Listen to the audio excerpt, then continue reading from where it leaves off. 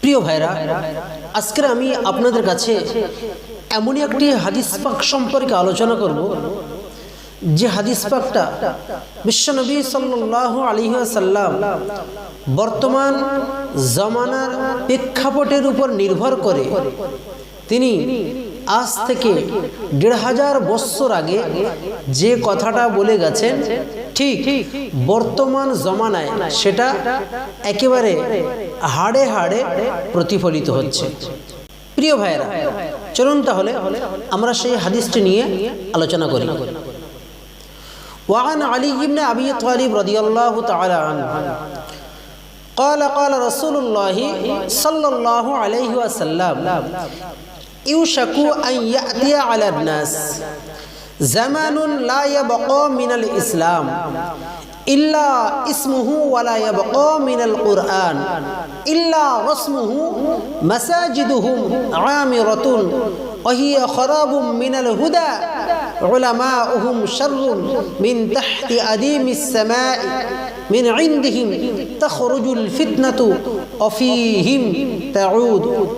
প্রিয় ভাইরা, একটি লম্বা হাদিস বিশ্বনবী সাল্লাল্লাহু আলাইহি ওয়াসাল্লাম আজ থেকে ১৫০০ বছর পূর্বে তিনি আমাদের জন্য যে কথাগুলি বলে গেছেন সেটা একেবারে পুঙ্খানুপুঙ্খানুভাবে সমাজে দেখতে পাওয়া যাচ্ছে। প্রিয় ভাইরা, হযরত আলী ইবনে আবি তালিব রাদিয়াল্লাহু তাআলা আনহু তিনি বর্ণনা করেন যে বিশ্বনবী সাল্লাল্লাহু আলাইহি ওয়াসাল্লাম ইরশাদ করেছেন, ভবিষ্যতে মানুষের সামনে এমন একটা সময়, এমনই একটা কাল, এমনই একটা জামানা আসবে যখন নাম ব্যতি রেখে ইসলামের আর কিছুই অবশিষ্ট থাকবে না। ইসলামের শুধুমাত্র নাম থাকবে, কিন্তু ইসলামের যাবতীয় কাজগুলি থাকবে না। বিশ্বনবী সাল্লাল্লাহু আলাইহি ওয়াসাল্লাম বলেছেন, ওয়ালা ইয়াবকা মিনাল কুরআন ইল্লা রাসমুহু। বিশ্বনবী সাল্লাল্লাহু আলাইহি ওয়াসাল্লাম জানিয়েছেন, কোরআনের অক্ষর ব্যতীত কিছুই অবশিষ্ট থাকবে না। বিশ্বনবী সাল্লাল্লাহু আলাইহি ওয়াসাল্লাম বলেছেন, মাসাজিদুহুম আমিরাতুন, তাদের মসজিদগুলি হবে বাহ্যিক দিক দিয়ে খুব জাঁকজমকপূর্ণ, তাদের মসজিদগুলি হবে খুবই সৌন্দর্যমণ্ডিত, কিন্তু প্রকৃতপক্ষে ওয়াহিয়া খারাবুম মিনাল হুদা, হিদায়াতের দিক দিয়ে একেবারে তারা শূন্যতা পাবে, হিদায়াতের দিক দিয়ে তারা একেবারে শূন্য থাকবে, হিদায়াত বলে তাদের ভিতরে কিছুই থাকবে না। এবং বিশ্বনবী সাল্লাল্লাহু আলাইহি ওয়াসাল্লাম এটাও বলেছেন, উলামাউহুম শাররুম মিন তাহতি আদিমিস সামা, আসমানের নিচে, আকাশের নিচে আলেমগণ হবে সমস্ত সৃষ্টির থেকে যেন নিকৃষ্ট, মানুষ তাদেরকে নিকৃষ্টর চোখে দেখবে। তাখরুজুল ফিতনাতু ওয়া ফীহিম তাউদ।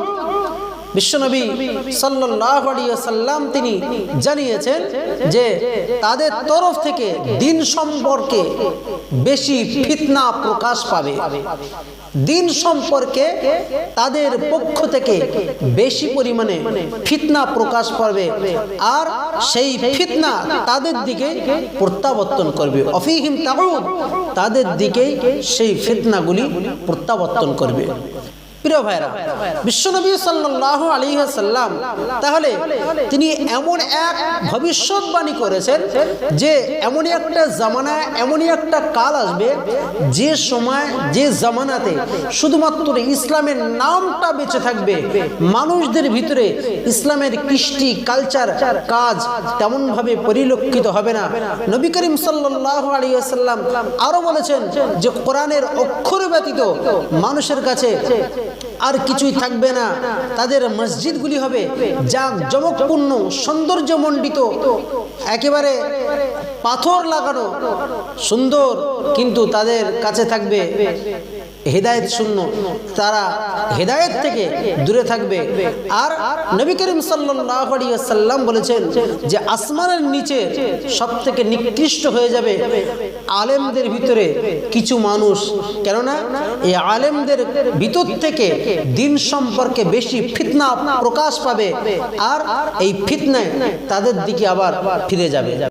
এই হাদিসটির ব্যাখ্যায় এটা বলা যেতে পারে, হাদিসটির ভিতরে বলা হয়েছে নাম ব্যতীত ইসলামের কিছুই অবশিষ্ট থাকবে না। অর্থাৎ ইসলাম পৃথিবীতে এসেছে হক প্রতিষ্ঠার এক বিপ্লবী পয়গাম নিয়ে। মানব রচিত সমস্ত মতবাদের মূলোৎপাটন করে খোদা প্রদত্ত মতবাদের প্রতিষ্ঠার জন্য পৃথিবীতে আল্লাহ ইসলামকে পাঠিয়েছে। আমরা দেখেছি পৃথিবীতে মানব রচিত কোনো মতবাদী পূর্ণাঙ্গ ও সার্বজনীন নয়, কিন্তু আল্লাহ প্রদত্ত খোদা প্রদত্ত মতবাদ সম্পূর্ণ নির্ভুল, পূর্ণাঙ্গ এবং নির্ভুল একটা জীবন ব্যবস্থা। মহান আল্লাহ পবিত্র কোরআনে ইরশাদ করেছেন, আল ইয়াউমা আকমালতু লাকুম দীনাকুম ওয়া আতমামতু আলাইকুম নি'মাতি ওয়া রাদিতু লাকুমুল ইসলাম দীনা। মহান আল্লাহ সূরা আল মাইদার ভিতরে ইরশাদ করেন, আজ আমি তোমাদের জন্য তোমাদের জীবন ব্যবস্থা অর্থাৎ দিনকে পরিপূর্ণ করে দিলাম, তোমাদের প্রতি আমার নিয়ামতকে সম্পূর্ণ করলাম, তোমাদের জন্য ইসলামকে জীবন ব্যবস্থা হিসেবে আমি আল্লাহ মনোনীত করে দিলাম। কোরআনের অন্য আরেকটি আয়াতের ভিতরে আর মহান আল্লাহ বলেছেন, আমান লাম ইয়াহকুম বিমা আনজালাল্লাহু ফাউলাইকা হুমুল কাফিরুন। যারা আল্লাহর দেওয়া বিধান অনুযায়ী বিচার করে না, যারা আল্লাহর দেওয়া বিধান অনুযায়ী যারা ফয়সালা করে না, তারা ফাউলাইকা হুমুল কাফিরুন, তারা কাফের।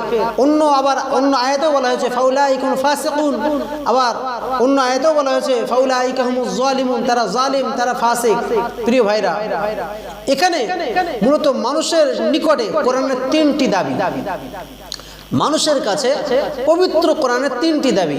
এখানে পবিত্র কোরআনের দাবি হলো তিনটি। এক হলো পবিত্র এবং শুদ্ধভাবে কোরআন তেলাওয়াত করা, দুই নম্বরে ভালোভাবে তার অর্থ এবং ব্যাখ্যা বোঝা, তিন নম্বরে হলো জীবনের সর্বক্ষেত্রে তার যথাযথ ব্যবহার করা। মসজিদ প্রসঙ্গে বলা হয়েছে যে মসজিদ সমূহ হবে জাঁকজমকপূর্ণ, সুরম্য অট্টালিকা এবং বিভিন্ন রকম কারুকার্য খচিত হবে মসজিদগুলি, কিন্তু তা হেদায়েত শূন্য হবে। অর্থাৎ মসজিদে শুধুমাত্র নামাজ ছাড়া আর কিছুই অবশিষ্ট থাকবে না। অথচ নবী করিম সাল্লাল্লাহু আলাইহি ওয়াসাল্লামের জামানা থেকে খোলাফায়ে রাশিদিন পর্যন্ত সমস্ত ক্রিয়াকলাপ পরিচালিত হতো মসজিদ কেন্দ্রিক। মসজিদ কেন্দ্রিক যাবতীয় বিষয় সেখানে পরিচালিত হতো। মসজিদে যে মিম্বারে দাঁড়িয়ে খুতবা পড়া হতো, সেই একই মিম্বারে দাঁড়িয়ে যুদ্ধের জন্য ঘোষণা বা পরামর্শ দেওয়া হতো এবং বিচারের ফয়সালাও দেওয়া হতো। আর মনে রাখতে হবে, রাষ্ট্রীয় সচিবালয় ছিল এই মসজিদ। সেখানে যেমন নামাজ পড়া হতো, তেমনি ভাবে লেখা পড়া সহ অন্যান্য তালিম তরবিয়ত দেওয়া হতো। মজার ব্যাপার হলো, এত বড় একটি রাষ্ট্র পরিচালনা করেও অন্য কোথায় তার কোনো দপ্তর খোলা হয়নি, তাদের সব কিছু ছিল মসজিদ কেন্দ্রিক। আর আজ আমাদের বর্তমান দেশে বা সমাজে মসজিদ ছাড়া অন্য কিছুর কথা মুখে আনা যায় না, যদিও তা শরীয়তের দৃষ্টিতে আপত্তিজনক নয়। ফরজ নামাজ ছাড়া কিছু কাজ মসজিদে করা যায়, কিন্তু এই ব্যাপারে আমাদের অনেকেরই এই বিষয়ে জ্ঞান রাখি না। যদি এই সমস্ত বিষয়গুলি একজন ইমাম বলে, একজন আলেম বলে, সমাজের মানুষগুলি তারা মানতে চাইবে না, কেন তারা তো শোনে না। এক নম্বরে যে কোনো নামাজ মসজিদে পড়া যাবে, দুই নম্বরে জিকির করা যাবে, তিন নম্বরে ইসলামী রাষ্ট্রের মজলিসে বা পার্লামেন্টের বৈঠক করা যাবে, যুদ্ধ সংক্রান্ত পরামর্শ বা প্রয়োজনীয় কাজ করা যাবে, সৎ কাজের আদেশ অসৎ কাজের নিষেধ করার জন্য গঠিত কোনো সংগঠনের প্রোগ্রাম করা যাবে এই মসজিদে। মসজিদে বসে বিচার অনুষ্ঠান করা যাবে, তবে মসজিদের মধ্যে কোনো ধরনের শাস্তি দেওয়া যাবে না। এটা হলো ইসলামী বিধান।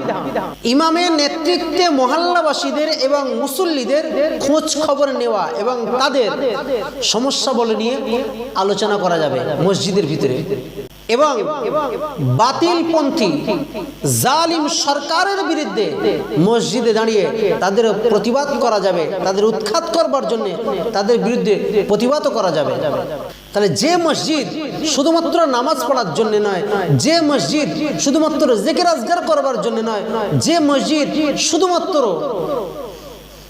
আল্লাহর নামের তাসবিহ জপ করে এটার জন্য নয়, মসজিদে যাবতীয় কাজ করা যাবে, যে কাজগুলি আমি আপনাদের কাছে উল্লেখ করলাম। প্রিয় ভাইরা, আজকের এই হাদিসটি থেকে যদি আপনি কিঞ্চিত পরিমাণ উপকৃত হয়ে থাকেন, অবশ্যই ইসলামের স্বার্থে দ্বীনের জন্য আমাদের এই চ্যানেলটি সাবস্ক্রাইব করবেন, পাশে থাকা বেল আইকনটা প্রেস করে অল নোটিফিকেশনটা অন করে রাখবেন।